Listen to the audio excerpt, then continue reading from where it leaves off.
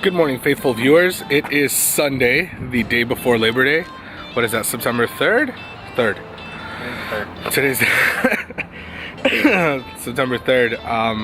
And I gotta apologize for two things ahead of time. One, I'm not quite presentable today because we're gonna work on the car, but it's really hot in California. We're experiencing a heat wave, so it's gonna be a lot of sweating, a lot of nastiness. And two, it's also supposed to rain apparently, like in a few hours. So Rory's completely filthy dirty. I apologize for not bathing her for you guys to make both of us look presentable. But hey, you know what? In that place, I have someone cool here to help me out as usual. Just cause, you know what? I was like, hey, we haven't hung out in a while. Let's do something together. So we got K5 Blue over here and he's doing some cool photography. If you can't hear the camera shutter constantly going off. So yeah. We're probably gonna try to get started on another simple mod for you guys. Ooh. Surprise. Ooh, thanks. Look at that, man. Always hooking me up. Love it. But yes, we're gonna work on another simple mod for you guys. I'm gonna be honest, it's not really gonna be any kind of you're not gonna get a huge horsepower gain. This isn't for horsepower. This is more kind of to fix an issue that the Veloster comes with, help you out a little bit with response, and also, honestly, kind of a cheap fix to a very annoying problem. So let's get straight into it.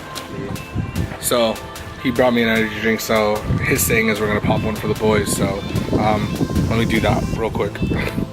Popping one for you, for the homies, and hold on, a little bit for the fallen homies. There you guys. Alright guys, so what we're doing today is we're actually under the hood of the Veloster, and we're basically going to be removing this air filter box right here. It's a very simple mod, and one of the main reasons why we're doing it, I just kind of briefly mentioned it, is that there's a big issue that the Veloster has, and part of it has to do with the way it gets air. When you step on it, step on the throttle, and you're asking the engine to give you more air, and obviously more boost to go into the engine, it actually has a little oval door that's held shut by a little magnet. Upon the fact that boost starts entering at a larger range, it pushes this door open, giving you more air going into the engine. One of the biggest problems, however, is that the magnet is quite strong. The door naturally wants to close, causing the fact that at times it is cutting some of your airflow that's supposed to otherwise be entering the engine. Some of you guys that have this car have probably stepped on it at one point trying to get on the freeway and have noticed that you kind of have little cutting or surging. It's kind of a very annoying factor. One of the easiest ways to fix this is by removing this air filter box and either buying obviously a legitimate short ram or cold air intake, or just doing what I'm about to do, which I'm going to demonstrate. Upon removing this box, I will show you the little door that I'm talking about, as there's other ways to go around it if you don't have money, like removing the magnet entirely or leaving the door wide open at all times. Do keep in mind that some people have complained of higher fuel consumption and lower gas mileage. Others also complain about an increase in noise because you will start hearing the turbo spooling and actually sucking up more air to go into the engine. So I'll be giving you sound clips of both just so you can kind of be your own judge, but hopefully you'll learn something from this. Let's go. Alright guys, so first things first is we're either going to get a screwdriver or a wrench, obviously, and just wrench this off because that'll loosen up the actual intake hose from the air filter box, and then we'll start removing this. Make sure you guys get a 10mm. Those suckers are always easy to lose. You have real. So this thing has about 3 clips, 1, 2, and I believe there's one back here that I could be wrong. Yeah, well, I think so. Let's lift it up first. It's just slip. Oh, guess not. So there's just 2 clips, and then you see the air filter element, and I'll show you what's underneath there in a moment. Alright guys, so right here, this is the inside of the air filter box. We took out the air filter, obviously. This is that little door I was telling you about, right there. Let's see if we can focus. There we go. So this is kind of what has the magnet, and this is what opens up under like wide open throttle positions. You can remove the magnet that's down there or from up here. See? So you can leave it wide open. Some people choose not to do that because they're afraid that, either some rodents or insects will get in there. So if you live in those areas, that's obviously something to consider. So that's one of the main reasons why we're going to do this whole filter airbox delete. So there should be a few bolts around. There's one back there. I don't know if you can see it, I'm gonna zoom in. So there's one there. There's one right here. And there's one even lower down, which there you go. So we're gonna remove all those three, and then this bottom portion should be able to come out. And then we're gonna go ahead and install a nicer cone air filter for the time being. So let's do that. All right guys, so I have K5 Blue holding the bottom air filter box, and that's the door in case you guys couldn't see it. And then basically it feeds off of this little side. So people think that sometimes, you know, maybe a rodent or something can kind of crawl in there and get into your air filter box, or through this side, which is also attached to another sort of intake hose on the inside, where, so it's attached to that side, so beep beep. I wonder what that's attached to. I guess it's not that important because it'll still feed air into this area, so we'll probably just leave that there, not worry about it. One day if we tear everything apart, I guess we'll reconsider that. Now we're gonna just see what this is taking care of. It does have intake going into it, but I wanna see if it's anything with purpose or not. If it's not, we're gonna remove this as well. Otherwise, we'll just go with the attachment of the new cone filter. So, update, we did take off this top portion. You could use a flathead or your nails just to take out the little two clips that go on those holes. We're trying to figure out if it leads to anything important. To be honest, I feel like it directs air to, into the intercooler, but we're not quite sure because this bottom portion attaches down there, and it looks like it's directing air somewhere. Either that or vice versa. The air is coming in from the bottom, coming straight up here. And I do remember that that area is the where the blow-off valve is.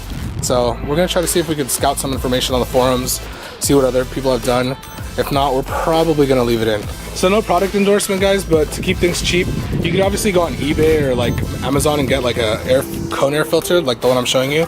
I made sure I just went to AutoZone and I bought the Spectre one.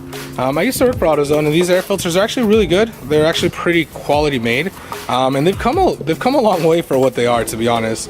This is actually really nice. I went with black and not red just because I'm kind of trying to stay as low-key as possible. So if I ever get my hood popped, you know, I mean, besides this chrome portion, you know, I'm trying to, I'm trying to like stay as incognito as possible. I also bought the adapter hose, which you can see the box right here. In case you need to see, it's a 3-inch outer diameter, 6-inch tube. It comes in chrome. Again, I wanted to stay as low-key as possible, so I used that Rust-Oleum that I used. Oh, guess you guys wouldn't know, but I spray painted some parts to create the bracket for the oil catch can. So I had some of it left over, so I decided to just paint over this tube. So that way, again, it's just black, not chrome, not flashy. Trying to draw as little attention to this air filter element as possible. So we're gonna go ahead and install this in here, and then we'll install the cone filter on the other side, and we should be done. So put it underneath like that, right? Yeah, so I'll give you an update right now in a moment. We might have to, I don't know, it looks like we might want to put the cone filter on it beforehand, so I'll give you that update right now. So funny part is we were actually struggling with actually fitting this stupid tube in here, but this thing is actually kind of cool. So all of these can actually come out. So what we're gonna do to make life easier is we're gonna actually fit it in first, and then we're gonna put it back in, and it'll obviously seal pretty well. But see out on the inside there's a little ridge right there, so that'll tell you when you can put the tube as far as you know, it'll lock in place. That way you're not going in too far. It's like two burly men to try to do this, so this is just kind of ridiculous. But all right, we should be able to feed that back in, and then obviously we went with putting the tube into the cone filter first, and then we're gonna fit it into the rest of the intake hose. All right, so we put the cone air filter in, and now we're just kind of obviously putting that little pipe into the intake. You gotta firmly grasp it. By the way, if you have clamps, you should probably remember to put the clamps on first. Like we didn't, obviously, for some reason. So the update here is that we've been having the hardest time trying to reuse the stock OE clamp to attach the pipe outlet back into the intake hose. So the lesson here, guys, is please just buy an extra 3-inch diameter hose clamp, because otherwise you're gonna be struggling like us. Literally, this install would have been done about like 30 minutes ago had we had that hose clamp, and we've honestly just struggled with this stupid OE clamp just because the actual intake hose actually does expand the well, I'm sorry, because the actual intake pipe that's attached to the cone filter actually is wider and does expand the intake hose, so it's just making it that much harder to clamp down with the OE one. It's such a pain, it's not worth it, guys. Just spend the extra $3 on that 3-inch clamp. Alright guys, so this is basically what the finished product looks like. We were having difficulty with the stock clamp, like I already mentioned, so I'm gonna go buy one, but it's actually really stuck on here tight, and obviously this isn't gonna go anywhere, so I'm probably gonna go pick up a stock clamp. I'm gonna go pick up a 3-inch hose clamp just to make sure that this is nice and tight, and then you're pretty much done. So this is what the finished product looks like.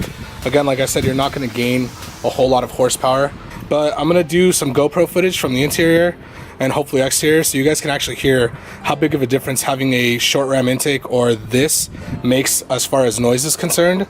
There's a lot of people that complain that after they get a short ram or cold air, that it's really loud and obnoxious for their daily use, and they actually hate it and go back to just using the stock air filter. If you're a performance-oriented person, you're probably not going to care, but I do want to show you guys exactly what those complaints are all about, so you know for your own reference. So let's go to the store real quick. Oh, and real quick, we decided to put this back on just cause. Alright guys, so here's the inside with the GoPro. I'm about to trim on the car, so here goes.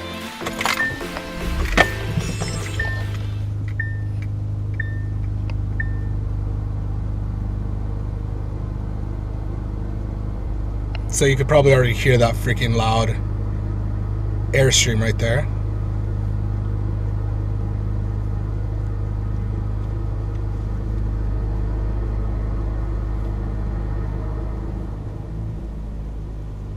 And then once it settles down, it goes back down, but you're gonna get that a lot, especially when you're hitting boosts and stuff. So I'm gonna let the car warm up. I'm gonna, drive it around a bit to make sure it's at operating temperature, and then I'm gonna hit a straight stretch of road so you guys can hear what it sounds like at that point. All right, here it goes.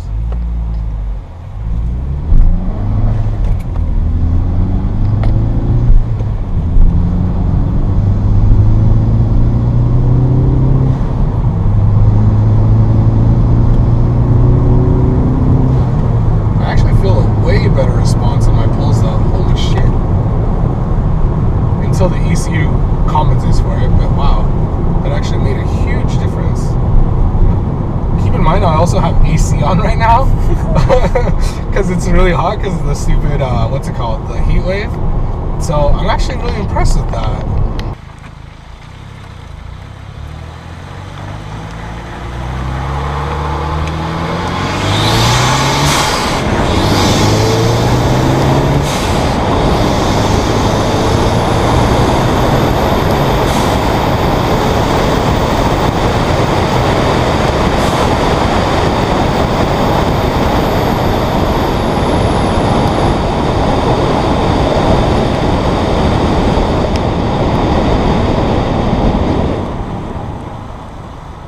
Alright guys, so you just heard the obviously sound clips of the interior and the exterior of how much the volume increases of the turbo obviously spooling up and sucking up air.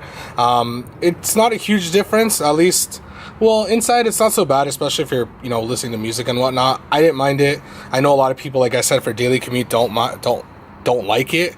So, that's obviously going to be your personal preference. I did get the clamp on there, so, for those of you guys freaking out. The main difference about this that I did notice right off the bat is that I'm waiting for the ECU to eventually compensate for it. However, I do feel that my power gain is a lot more linear and smoother. Before I was having like excessive cutouts of power when I was stepping on it, so I would have kind of like a stuttering motion. Now that I've done this, I actually didn't really feel that. Very rarely on occasion, depending on whatever the ECU was thinking, but it wasn't as bad as before. So to be honest, for the price of this, which all in all, I think I spent like $40 for everything, it's not bad. And to be honest, if you don't mind the excess sound, I would highly recommend it because it just kind of gives the car like a little bit of more oomph, and it just feels smoother overall. Now, to educate you guys, again, this isn't going to give you like huge horsepower gains. So if you're expecting this to give you an increase like a short ram or cold air intake, you're probably not going to get that. One of the main reasons why is because this is still very much a flexible hose. It is not, you know, specially bent to have the perfect shape. And two, usually some of those intake hoses actually have wider diameter, so they do allow for more air to go in. And on top of that, some of them are tuned to make sure that the air comes in a certain way. I'm not going to kind of go into the details of it because that's engineering, and I'm not an engineer, but there is a purpose behind the madness. It's not just a pipe. But like I said, for at least for now, this does free up quite a bit of breathing space compared to the stock Airbox, which is quite restrictive. So for those of you guys that have a tight budget, and just in general, if you have a little bit of money laying around and you just want to kind of stop that stuttering on the Veloster, this is definitely something to do. So hope you guys enjoyed this video. Until the next time on the next install, I will see you guys later. Thanks for all the love and support. Bye.